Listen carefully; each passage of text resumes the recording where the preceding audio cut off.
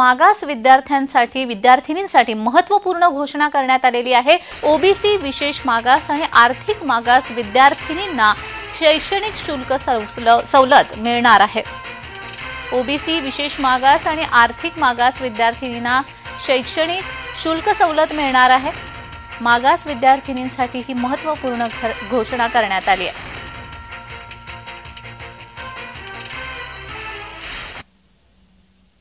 काय आहे निर्णय पाहूयात।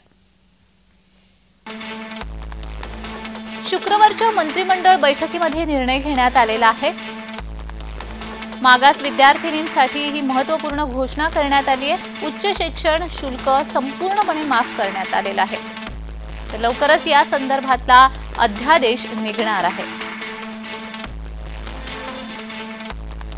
राज्य सरकारने मागास विद्यार्थिनींसाठी ही महत्त्वपूर्ण घोषणा केलेली आहे।